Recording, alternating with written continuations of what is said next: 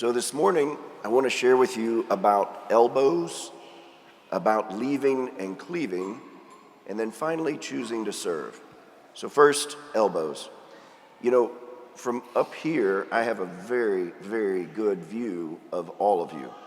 And as Brittany was reading the second reading, I saw a lot of the husbands elbow their wives to be sure they were paying attention. Now, here's the fun part. What you think St. Paul is saying is not what St. Paul is saying. Because what most people hear is wives, be subordinate to your husbands. And they're like, yes, that's great. Finally, she's going to listen to me. But that's not what St. Paul is saying. Because he goes on to say, husbands, love your wives as Christ loves the church and gave himself up for her. And so what he's really saying is that husbands should sacrifice themselves for their wives. Now the elbow can go the other way. The challenge, of course, is when we take our normal relationships and we connect them with our faith, Christian marriage looks different than other things. Christian marriage is not a relationship about power or control. It's a relationship of service and sacrifice. And so Christian marriage is a countercultural witness in our world, and it needs to be. We need people who live Christian marriage.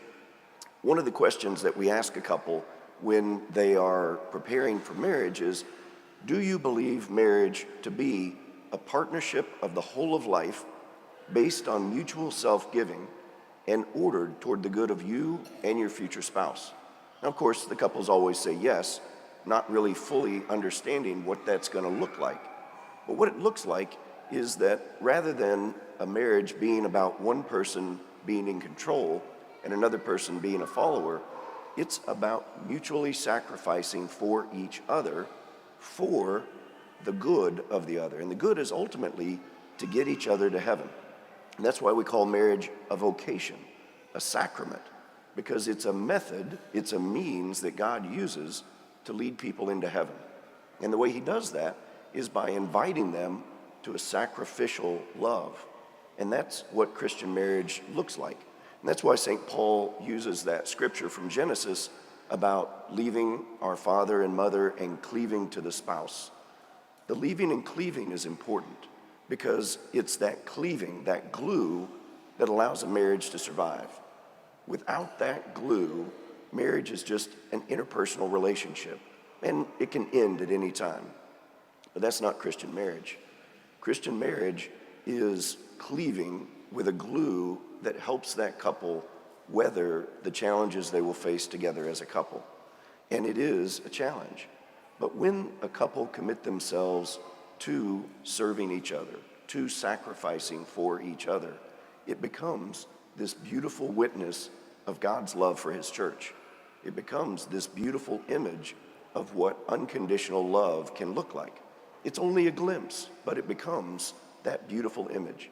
And that's why in the first reading and in the gospel, we're given that example of choosing to serve. And choosing to serve is really choosing to love, because sometimes we think about love as this nice feeling, and it does feel good. But love, ultimately in marriage, is a decision. It's a decision to choose to serve. And that's why when we celebrate a wedding, we put the couple right up here, because they're actually the ministers of the sacrament.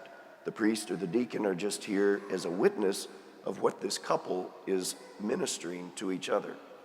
It's one of the unique sacraments in the church where the couple minister the sacrament of marriage to each other by their vows, and then they continue for the rest of their lives to minister that sacrament to each other by their daily love, by their service, and by their sacrifice. So this weekend, I invite you couples that are married to consider writing a note to your spouse.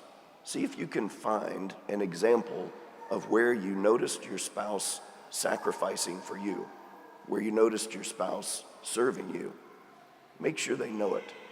For those of you who are considering marriage, think about how God might be inviting you to a life of service, to a life of love and sacrifice. And for those of you who are not married or not considering marriage, like me, think about how we need to support married couples. Think about how we need to hold up that image of marriage as Christian marriage, as an image of a couple mutually in love with each other, mutually serving each other, and sacrificing for each other in order to bring each other to heaven.